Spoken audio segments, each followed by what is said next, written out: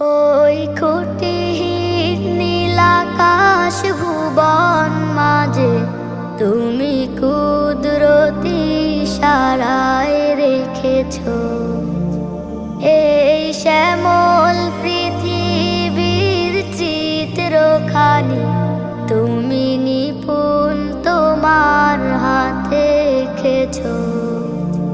ওগো আল্লাহ শুকর তোমায় আমার যে মুসলিম করেছো।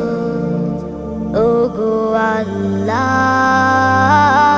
শুকর তোমায় আমার যে মুসলিম করেছো।